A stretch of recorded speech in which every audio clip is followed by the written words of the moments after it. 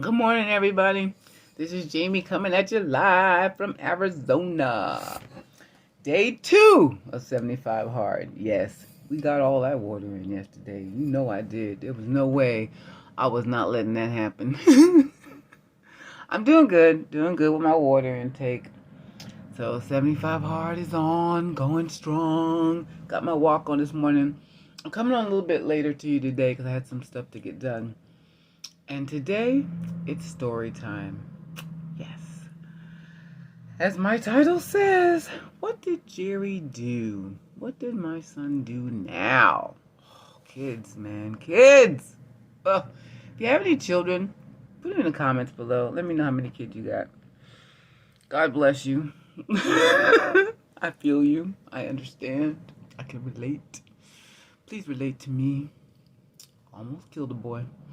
Oh, and let me know if you're catching this live or on a replay. Comment below, and don't forget to say, hey girl, hi.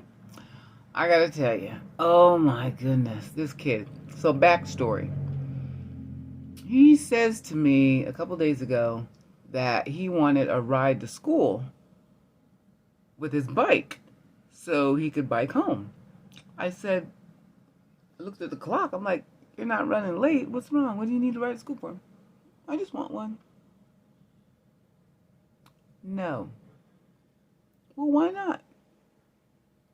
Because that's the way it is. You ride your bike to school. You always ride your bike to school. That's what you do. Why would I change my schedule around because you want to be lazy? I just don't feel like riding today. Well, the feelings had nothing to do with it. Okay? Just get on your bike and go to school, boy. Get out my face. So, and you know, he came home bragging one day that he was riding his bike with no hands. And he was sitting like this and pedaling. And a couple people commented to him, oh, wow, you can ride with no hands. Oh, you've never done that before? Like he's bragging, you know, like, oh, I ride with no hands on my bike all the time. And I said, really? He's like, yeah, people were just so shocked that, you know, I could ride my bike with no hands. I'm like, boy, don't you ever let me catch you riding your bike with no hands. Because we're going to have something. We're going to have a problem. Right? Yes, definitely too grown. Now, God help you. God help you, Nicole. What'd you say? Two grown and raising 3 grandchildren. Oh, Lord have mercy, child. So you do feel me. Hey, girl, hey is right. So here's this boy telling me how he rides around with no hands. I'm like, don't ever let me catch you doing that because that's irresponsible. You're on the streets. You're not in, farmland in North Carolina. You know what I mean? I'm like, no, you're on the streets of Arizona. This is like riding in the city of New York, okay? My goodness. So, I'm on the phone working because I have a full-time job, work from home. And a call comes up. I don't recognize the name. I send it to voicemail. I get off the phone. I check. No voice messages. Okay. No big deal. Probably a robocall, right? A little bit later, I'm looking at the clock going, where is Jerry? It's 5 o'clock. He should be home by now, right? Where the boy at? 5:05. Okay, he's grounded. Period. You asked me before school, can I go to my friend's house and we can hang out at the park and play after school? We said yes. He said, what time do I need to be home? Jeff told him, come home before 5. So you feed the dogs at 5 o'clock. You eat at 5 o'clock. Before 5. 5:05, no Jerry. 5:30, I get a phone call. Total stranger. I'm like, oh, it's that number that popped up earlier. Let me see who it is. It must be somebody really trying to reach me, you know, because usually you don't get a robocall like within a half hour, right? Hello, Jamie speaking. Oh, is this Jerry's mom? Yes, and why? Well, I just want to let you know I found your son. Whoa, found my son? Was he lost? Right? Oh, I just want to let you know I found your son walking through the park. He was crying.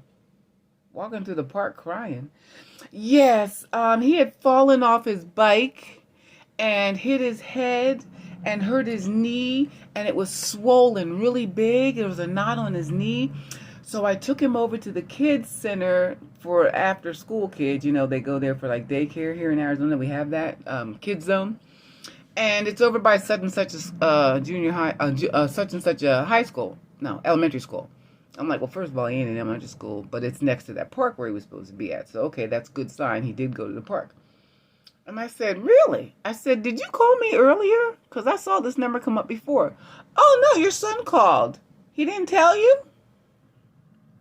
I said, I didn't answer the phone because I was on the other line. And he did not leave a voicemail. Oh, I'm so sorry. You didn't know all this time where he was? No, I didn't. I just assumed he was going to be grounded when he got home because it's after 5 and he was supposed to be here at 5.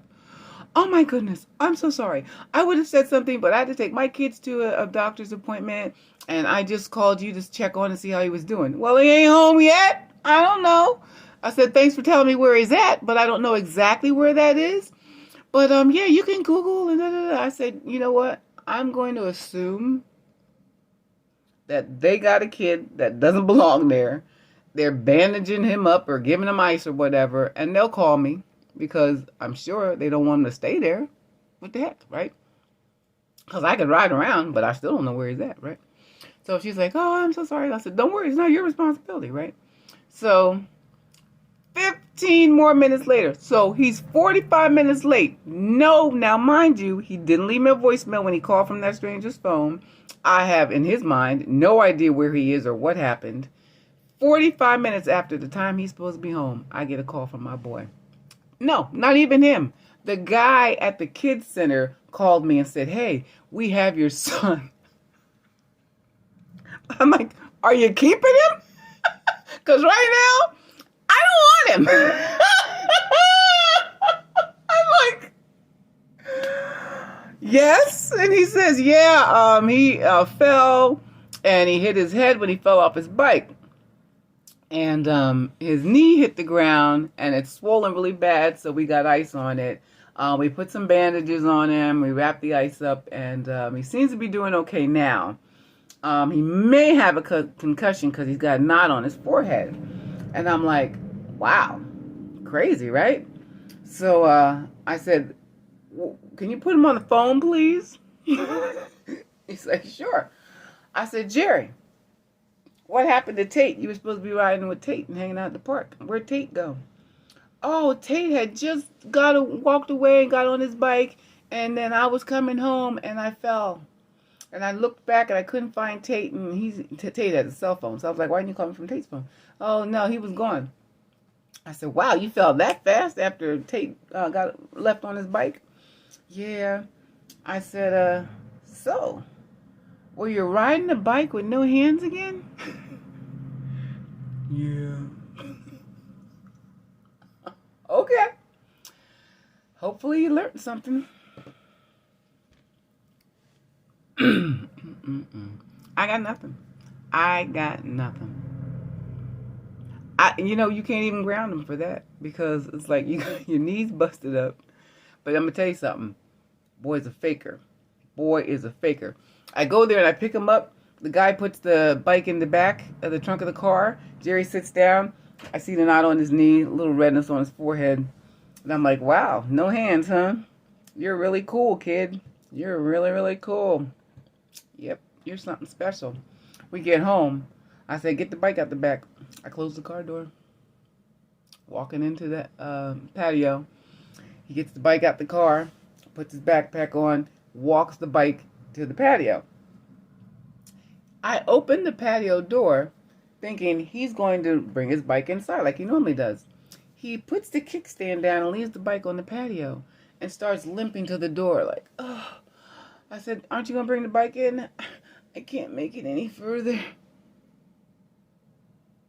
What? My husband, oh, I'll get the bike. I didn't say anything because Jerry was standing there. I'm like, he's faking. He's faking, honey. And I get home. My husband's like, you're supposed to feed the dogs at 5. I said, he was supposed to feed the dogs at 5. Well, I'm feeding them now. I'm like, let that boy feed the dogs and take care of his chores. Letting him slide. He's faking. He's a faker. I felt like I was 10 years old again. You are a faker. I'm telling Dad. I'm like, he's faking. Don't put up with this junk. Oh my gosh. I said, can you bring the bike in, please? Okay. Next morning, my knee's still a little stiff. I don't know if I can ride my bike to school. I said, go ahead. I'll give you a ride. Gave him a ride to school the next day. Let him slide. See, Deidre, you know what? You cannot be in this house, Deidre. You be spoiling my boy. He cannot be spoiled. Suck it up. But I'm going to tell you how I know he's faking. So, I get an email from school. Your son was sent to the nurse's office for ibuprofen, Advil, and more ice. I'm like, for the love of God. So he comes. I go to pick him up. I said, how's your knee? I don't feel anything. I think I'm fine. I can come home. I can ride my bike tomorrow. I said, I'm sure you can. Advil reduces swelling and masks your pain. So you probably don't feel anything because of the pain. Oh.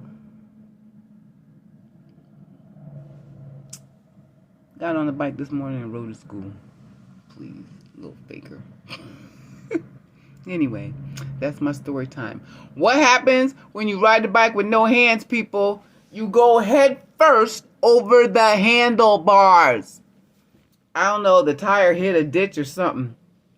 Head first. Bam! Into the ground. The guy said, does he normally stutter? Because we want to make sure he didn't have a concussion. I said, yeah, he stutters. So, yeah.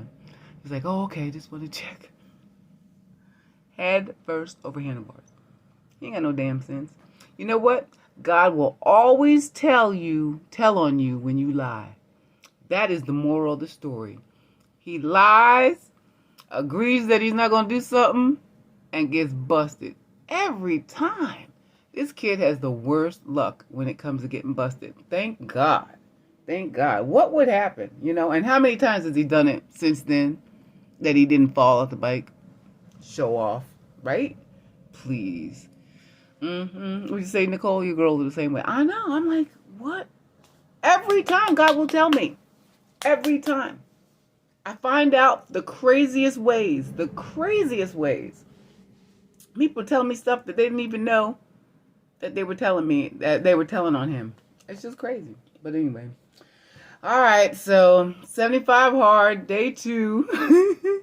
Got my water in yesterday. This girl is not going down like that. So, 74 days to go. Keeping hope alive. Y'all make it a blessed Friday. Make it a blessed Friday. Because you know it's your choice, right? That's right. All right, take care and God bless. Goodbye, Instagram. And goodbye, Facebook.